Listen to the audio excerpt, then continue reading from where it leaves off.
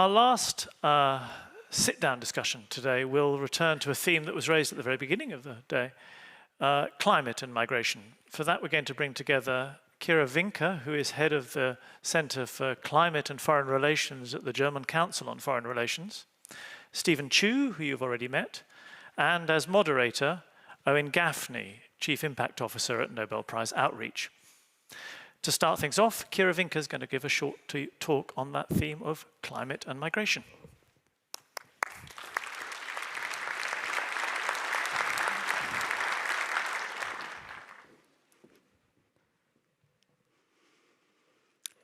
The future of migration will heavily depend on whether we are able to limit climate change and at which degree of global warming we will halt this development.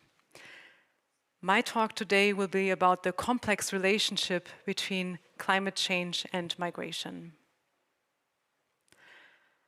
Climate change can affect the drivers of migration in various ways. For example, we have heard today from many people who have lived their lives on the move and who have shared their stories of why they migrated. Rarely, it is only one reason that causes people to move, that motivates people to move.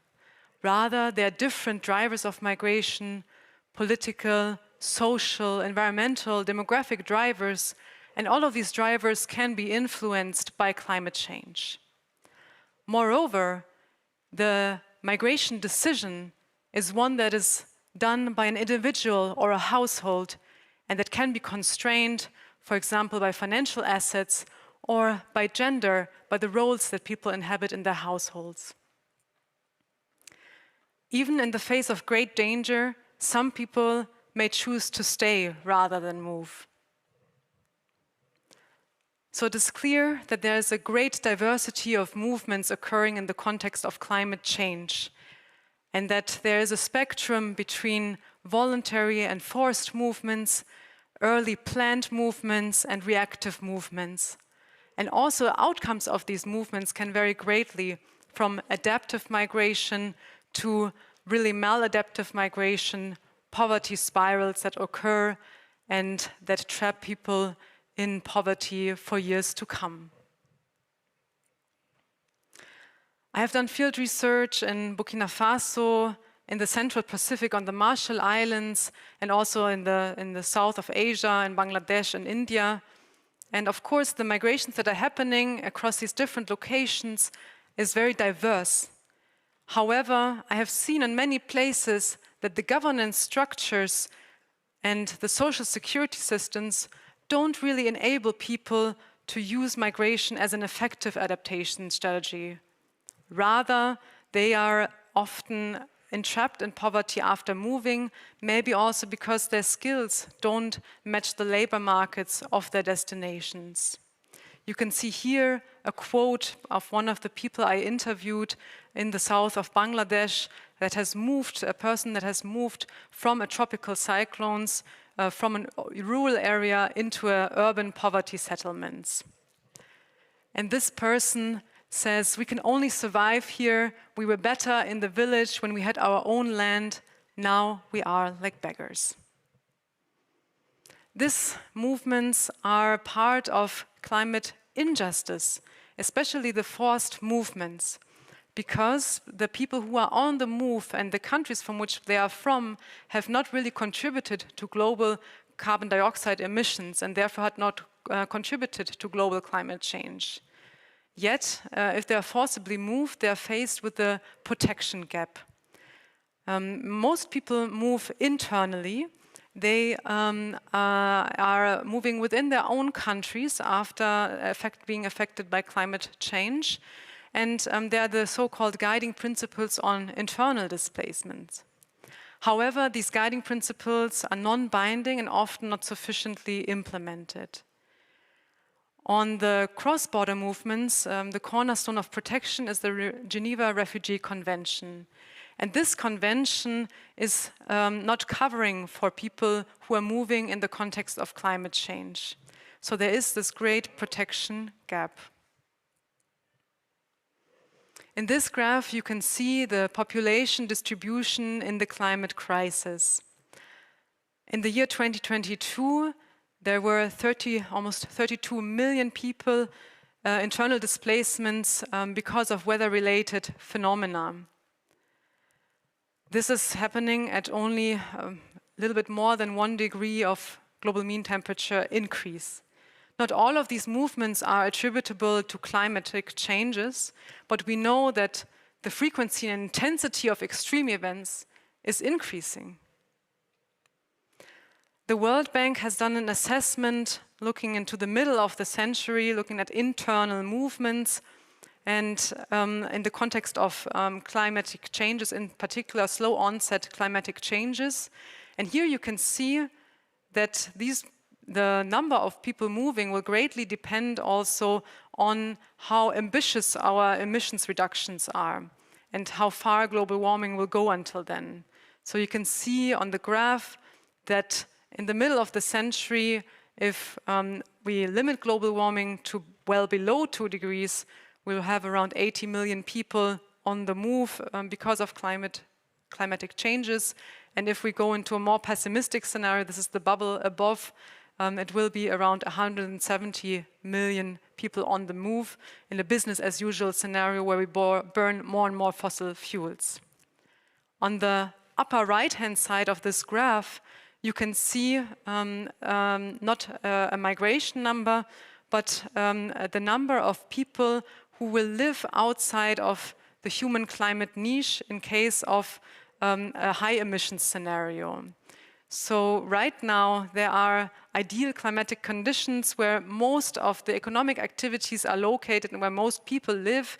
It's around in a temperature corridor of around 13 degrees Celsius. And of course, if we increase the temperature globally, this human climate niche will shrink and more people will be located out of it. People already live outside of this human climate niche, but it will be difficult to accommodate so many people, 1 to 3 billion people outside of the human climate niche. And the question will become, will people, shares of this population, will they move or will they face very dire conditions? In the most extreme cases, uninhabitability of territories arise.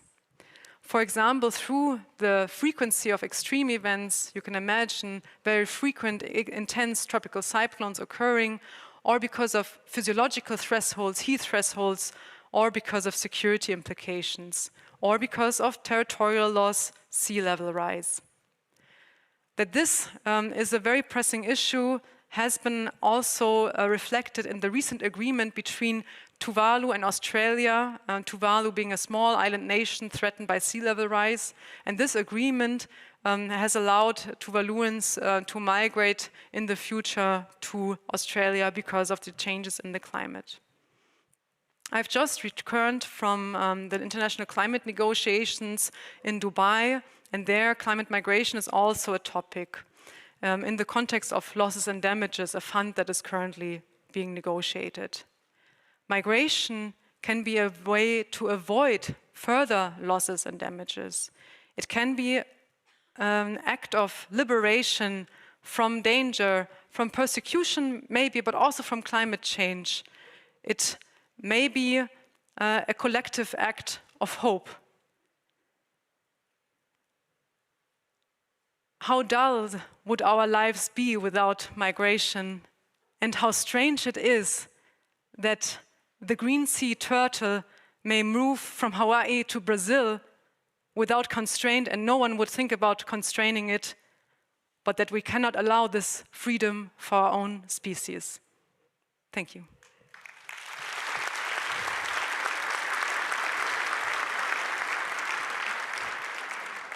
Thank you, Kira.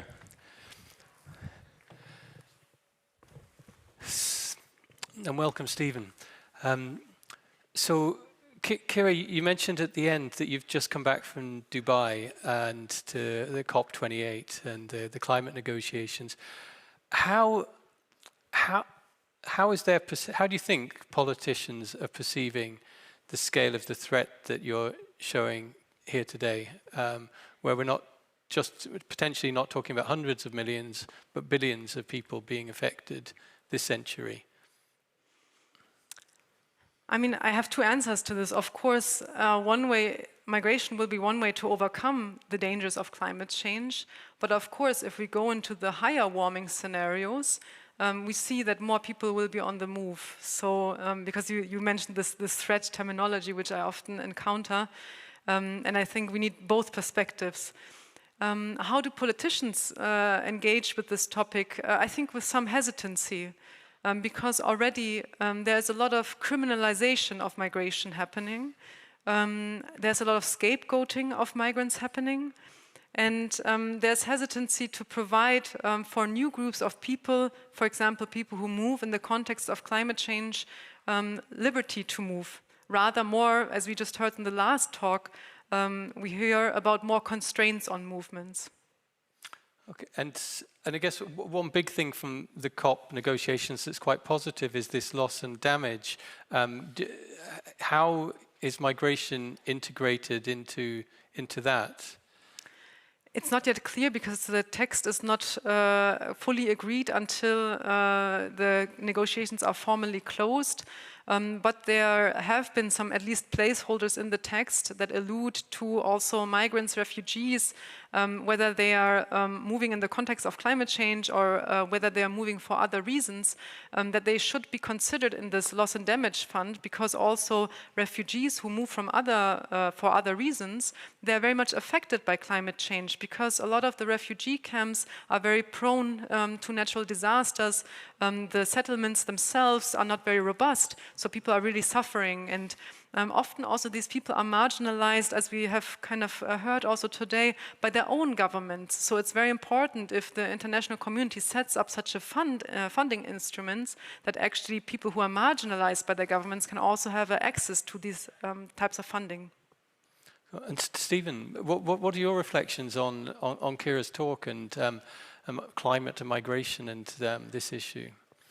I think one of the things that really struck me is one of the last things you said about how, for example, when the oceans warm up, there are more nutrients in colder water than warmer water, so the fish move. And what we see is the fish moving, therefore the fishermen have to move. So in the United States, they have to move further north. The fish are allowed to move, the people are not allowed to move. And this is striking, as we see both mosquitoes moving, and we see fish moving, and we see wildlife moving, and as a reaction to the changing world. And yet, then people step in and say, no, you're not allowed to do this. And this is a real instability. And the other instability is the numbers you were showing. We're talking 20, 30 million, and how destabilizing 30 million immigrants were. So hundreds of millions, or several hundred millions of peoples, totally destabilizing, if not taken in the right way. And so far, we're not going in the right way. Right, and then, and you mentioned, Kira, that we talk about the international dimension a lot, but there's also the internal migration within countries. And Stephen, the US has felt this, many times now. With, Hurricane Katrina was a big example of massive internal displacement within the US. Most of it may be temporary, of hundreds of thousands of people, but some of it then turning into a more permanent migration. But we're going to see more examples of this. Can you say a little bit about the US context and thinking? Well, people have not really fully recovered from Katrina. I mean, years afterward, I went down when I was Secretary of Energy, and I found 3 or 4 years later, the poorest people have least resources. They're still displaced. Their homes are not rebuilt, and the question is, should they rebuild where they are? Because where they're rebuilding is a flood zone. It's an unstable, and they're rebuilding the same way. So there's no adaptation. And we saw this in Tropical Storm Sandy, similar thing, that people's beach houses or near the coast got blown away. there was a reluctance of politicians to say, no, these are now flood zones. You can't rebuild except in a better way with raised homes and everything. And there was no courage there. And so they were allowed to rebuild exactly the way they were before, waiting. So the next time it will happen, except it will become more frequent. And so we see this, intellectually what's happening, and yet you're making the same mistakes over and over and over again. There has to be a recognition that there are certain places with rising storms, rising sea levels that are becoming less habitable. They're becoming flood zones. And in the United States, the reaction is, oh, I guess we'll have to subsidize flood insurance, which is what we do. Right. And you know, Kira, you mentioned you've been working in the field in the Marshall Islands and Burkina Faso and Bangladesh. In the Marshall Islands, you know, what's your sense of people's head state, like thinking about their future, given that, you know, depending on the scenarios we face, I mean, it's they're going to have massive, quite radical adaptation. And we're seeing examples, as you mentioned, with Tuvalu and Australia, a new milestone really at the policy level to deal with this. But can you say a little bit about how people are talking about this and thinking about this? Yes. So what I see in the Pacific is that many people want, of course, to stay. These islands are their home. Even internal migration is seen as quite a change of lives from the outer islands in the Marshall Islands to the more urbanized capitals. And that there is this hope that global warming will be limited to 1.5 degrees and that with some adaptation people may be able to stay.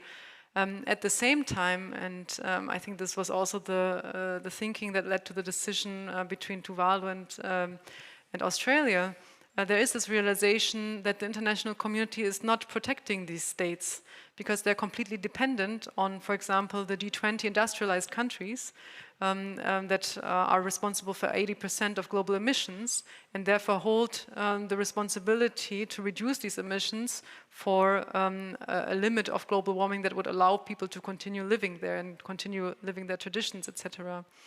So there is some discussion around this, and there is some hopelessness, I think, also. At the same time, there's this fight, the Pacific Climate Warriors, an activist group that fights for people to stay and to engage in pressure on international climate negotiations for more ambitious climate protection. But there's also the second tier of thought, what do we do if this doesn't work out?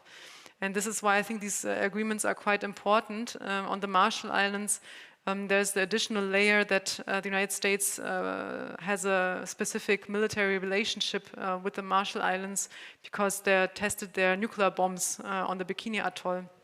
And therefore, there is this relationship where also migration is more liberalized between the Marshall Islands and the United States. But there has also been this history of displacement within the islands already.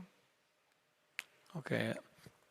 And you also mentioned the human climate niche as which I think is a new idea that's in this discussion, this sort of in the climate discussion over the last couple of years. That we're able to sort of move beyond the economic discussions and talk more on the sort of the health impacts, the health likelihood of being able to stay in a country. And these are big, and this is important because it's the poorest in countries who won't be able to move, who won't be able to adapt to these.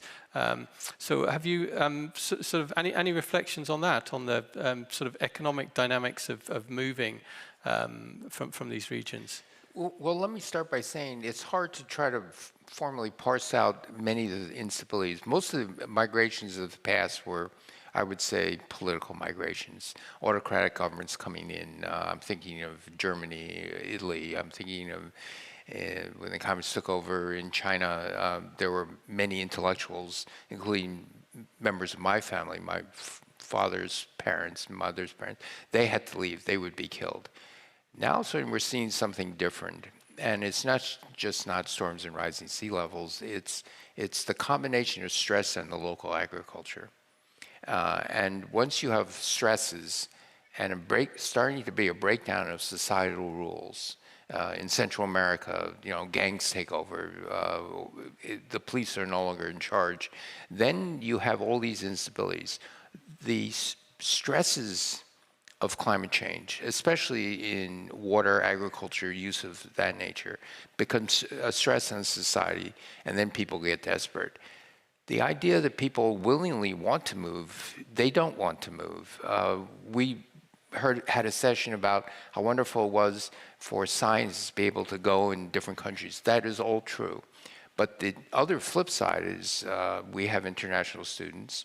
I have a few Chinese students. They can't, it was also pointed out, they can't go back to China, because if they go back to China, they may not be able to come back.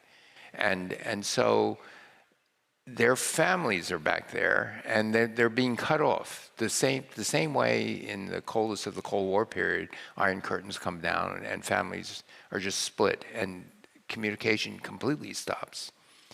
So we have this new thing where, in addition to all the other political instabilities, there's something new on the block that is going to exacerbate all the other things. And this is something we haven't really come to grips with, how big a deal this is going to be. Right, and Amy Pope, I mean, bringing this back to the point made at the start of the day, Amy said, we're not going to get to the Paris Agreement unless we deal with the migration challenge in some ways, and just even bringing in and training the skilled workforces to create a green economy is a huge challenge. What's your reflection on that? I mean, the energy transition will require a lot of labor also, and especially we have talked about demographic change in Europe. We need migration in order to be able to fill the jobs that we need for the support of our economy. So I think labor migration could also be one piece of the puzzle, also in the context of climate migration, so that people are able to obtain skills maybe also before they move or once they arrive, so they can actually be able to integrate into the labor market. One of the things that unite people are there becomes a common cause and a common threat. And it's sad to say, but one could say that Hitler brought us out of the world depression. The arming for World War II was the incentive that actually brings us out of this terrible depression. Now we have something else going on where I could say, well, if the Martians came and attacked the world, I think we could put aside our differences, at least temporarily, and do something about it. And here it is. We have a changing climate. It's a real threat. We're beginning to see some of this stuff. And yet, we're not coming together and saying this is a common foe that could mobilize everybody's economies. Exactly what you said. And there's so much that can be done, that needs to be done, and yet we're squabbling amongst ourselves. And then we're making the climate change part of the squabble. It's crazy. So as a final question then, given the politicians are still in Dubai, if you could say one piece of policy advice to them right now for this long-term thinking on migration, what would it be? I think there's this long-term thing. There's a common threat that we all face that's very real. And rather than pointing fingers and saying, we can come down, we can solve this. But it's going to take a lot of time, and it's going to take everybody's effort. But it needs everybody, really needs everybody, and not you take care of it. This is not my problem. Kira. Yeah. Yeah. It would be to phase out coal, oil, and gas, because if we go into the higher warming levels, then we will see much more disorderly, chaotic displacement. And if we are able to limit global warming to well below 2 degrees, then we are able to use migration as an adaptation strategy to the changes that we will confront. So, Kira Vinke, Stephen Chu, thank you very much. Thank you. Thank you.